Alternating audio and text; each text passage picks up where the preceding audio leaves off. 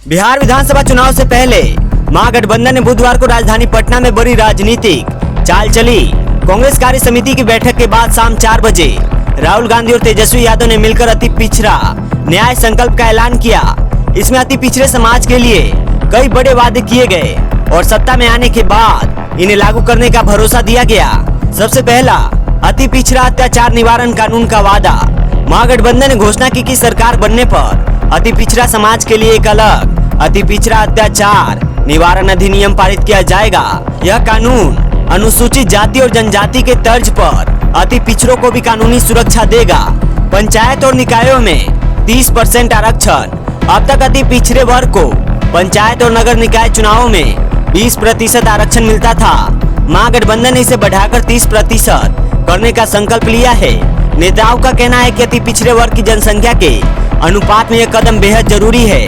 आरक्षण की सीमा बढ़ाने की पहल। संविधान में 50% आरक्षण की जो सीमा तय है उसे चुनौती देते हुए महागठबंधन ने कहा कि विधानमंडल से कानून पारित कर इसे बढ़ाने का प्रस्ताव केंद्र को भेजा जाएगा और 9वीं अनुसूची में शामिल करने की मांग होगी।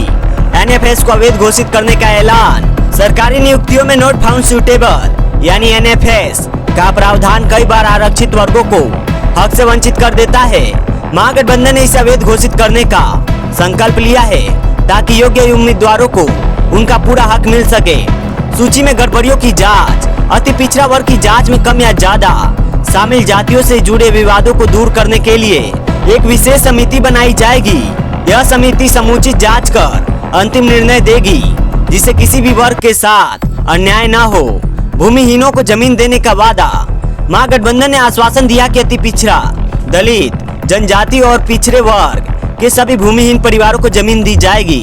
शहरी क्षेत्रों में 3 डिसमिल और ग्रामीण क्षेत्रों में 5 डिसमिल जमीन उन्हें उपलब्ध कराई जाएगी। शिक्षा में आरक्षण। यूपीए सरकार द्वारा पारित शिक्षा अधिकार अधिनियम 2010 के तहत निजी विद्यालयों में नामांकन हेतु आरक्षित सीटों का आधा हिस्सा अति पिछड़ा, पिछड़ी जाति, अनुसूचित जाति और जनजाति के बच्चों हेतु निर्धारित किया जाएगा। सरकारी ठेकों में आरक्षण। सरकारी ठेकों और आपूर्ति के कामों में जिनकी कीमत 25 करोड़ रुपए तक है, अब अति पिछड़ी जाति, अनुसूचित जाति, जनजाति और पिछड़ी जाति के लोगों को 50% का आरक्षण मिलेगा। निजी संस्थानों में आरक्षण लागू। महागठबंधन ने ऐलान किया कि संविधान की धारा 15(5) के तहत राज्य के सभी निजी शिक्षण संस्थानों में आरक्षण लागू किया जाएगा। इसके साथ ही एक उच्च स्तरीय आरक्षण नियामक प्राधिकरण बनाया जाएगा जो पूरी प्रक्रिया पर निगरानी रखेगा। आरक्षण नियामक प्राधिकरण का गठन। आरक्षण की व्यवस्था का देखरेख के लिए एक उच्च अधिकार प्राप्त आरक्षण नियामक प्राधिकरण बनाया जाएगा। इसके अलावा जातियों की आरक्षण सूची में कोई भी बदलाव केवल विधानसभा की मंजूरी के बाद ही किया जा सकेगा।